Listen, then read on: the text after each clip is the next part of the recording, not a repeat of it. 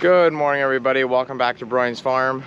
We're starting out this morning in our early veggie patch, starting to pick some cole crops for market at Wilkes Barre.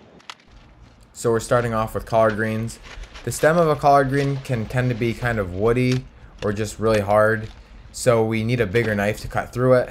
And then after we get them cut, what we'll do is I'll have another guy there, which in this case is Ben, with rubber bands, and then we'll just kind of rubber band them together because all the leaves are kind of loose. That way it kind of pinches them together, they won't break off, and then we can fit them into our crate nice.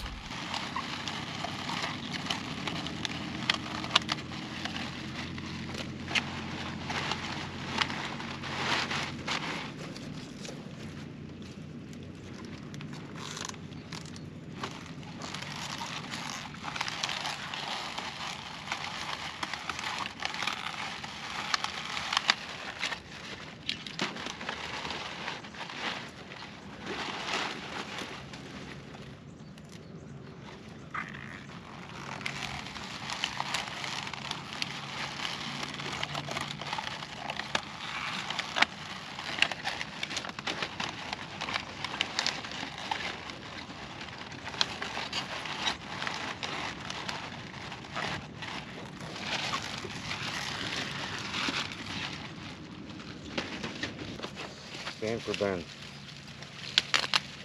do you think, Ben? Yeah. Yeah? Yeah. Okay, we'll get one more. Maybe they're kind of small.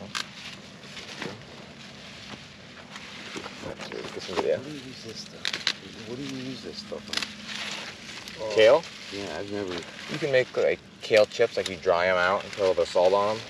Oh, wow. You can put them in soup.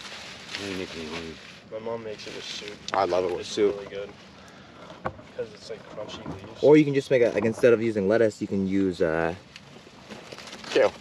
And it actually, the nice thing about using kale instead of lettuce is it doesn't like get soft and like mushy even half as fast.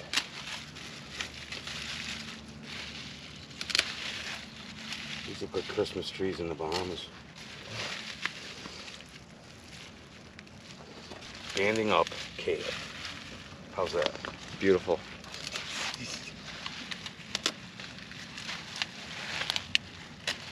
I'll try this out.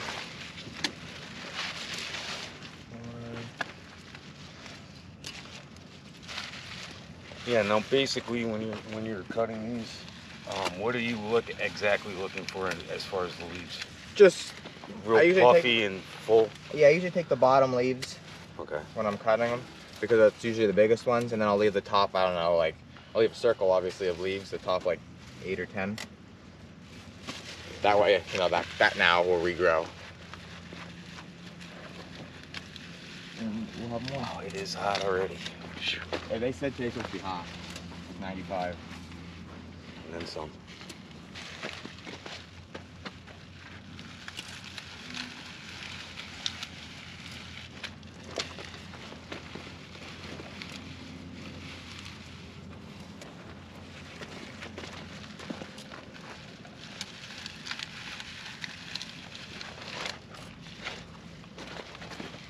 So now we're in the shed loading truck.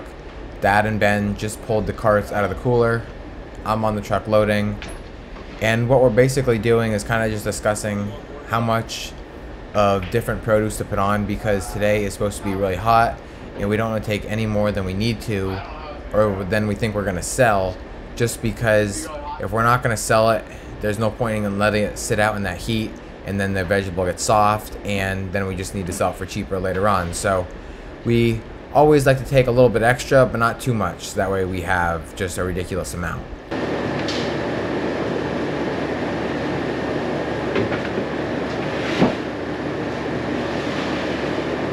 want a little bit of pimento or try a little bit? Take it on there.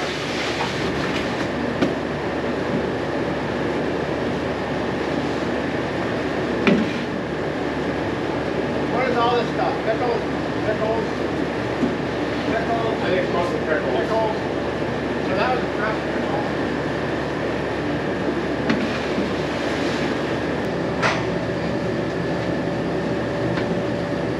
Wow.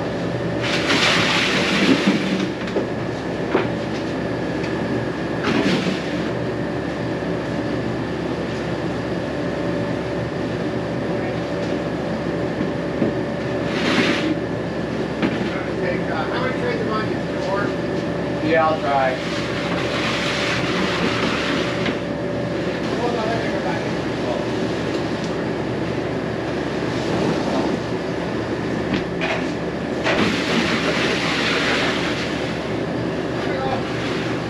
So we just got back from picking corn. It's ready, but not real ready, so I didn't want to video just because it was going to take a little more time. We're kind of in a hurry. Right here is the truck. We got collard greens, broccoli, kale up top. Right down here we have some cabbage, some more broccoli, and then, you know, a lot of onions and cucumbers, zucchini, Lebanese squash, pickles, beans, cherry tomatoes, all that kind of stuff. You can see the bin of corn right there. That is just about to throw it on here. So we just got home from market. I sadly didn't get any video. It was only me, Ben, and my pap, and it was just kind of busy trying to keep things filled and on the table and wait on customers. And so I just decided to not waste any more time trying to get the camera out. But now we're home. We just got the big reefer truck loaded. If you can see it over there to the left of the truck right above my finger. And so basically in the morning, all we have to do is wake up, pick corn, get some of the cole crops, and we head to market. That way we don't have to worry about getting all of the cantaloupe, watermelon, peppers, all that kind of stuff on. But another thing I want to get prepared for is the tomatoes. And so I'm in the bigger high tunnel right now, and as you can see, there's quite a few tomatoes on. And I'm just gonna get a couple boxes. You can see over there, there's a bunch of red. People, oh, there is cherry tomato. Sammy, you were right. Told you. There's nothing in here. I don't know. It was mixed in. I don't know how that cherry tomato came to be, but we didn't plant a cherry tomato plant, so we don't really know how it got there. But anyway, it'll be good when they start to ripen. We're gonna get, I think, 2 green and then 1 red, and then my brother's wife, Sydney, is gonna come in the morning and pick a couple boxes as well. I could obviously pick tomatoes real tiny for the green ones, or I could pick monsters, but I kind of like to get like a medium size, something like this right here. Another thing that's kind of hard about green tomatoes is some people like them completely green like this. Some people like them with a little bit of pink on them. And so we kind of just pick them for the most part green, because if we don't sell them in a day or two, they'll start to get a little bit pink. And then, you know, it's kind of the best of both worlds. So I'm gonna go through now and just get a bunch of nice ones. This is actually my first time picking this year in the high tunnels. Usually we have our workers do it, or like I said, my brother's wife comes and does it. So a little bit exciting.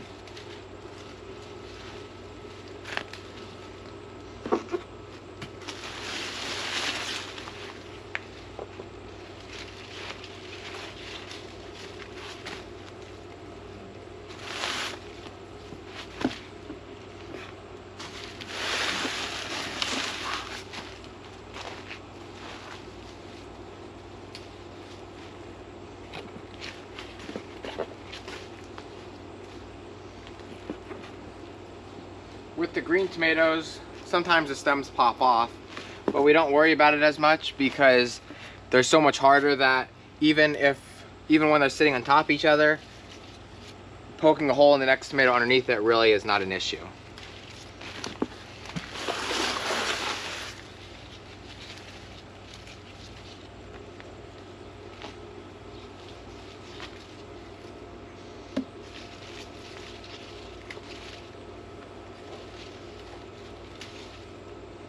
Oh, right here. There's a little bit of pink on that one.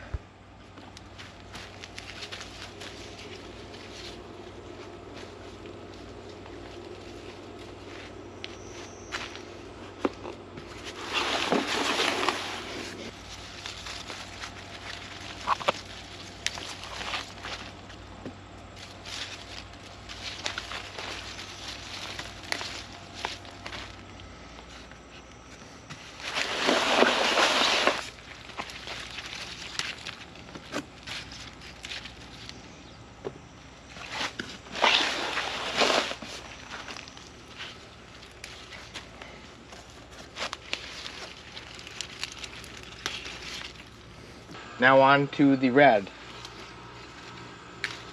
Here's a beautiful one.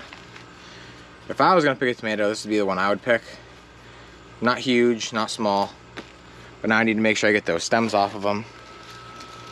And for the red tomatoes, we pick whatever it is. As long as it's decently red, it don't matter if it's big or small, it's going in the box.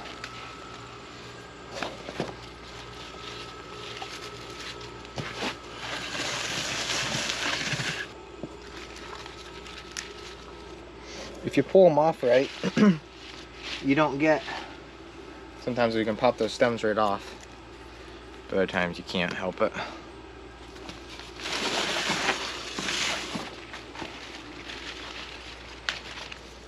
That's a pretty one.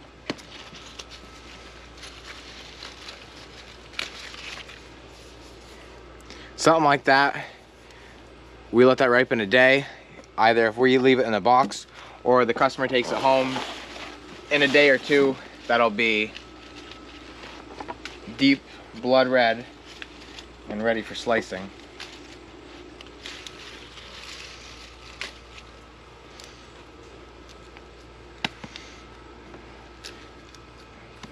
They look big.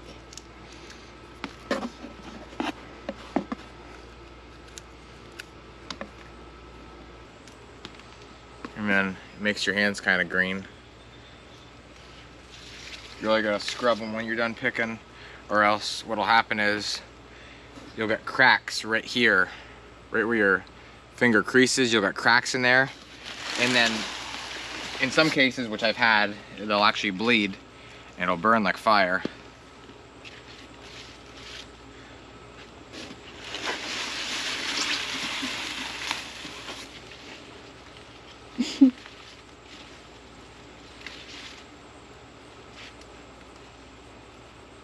So I just finished, I got 2 boxes.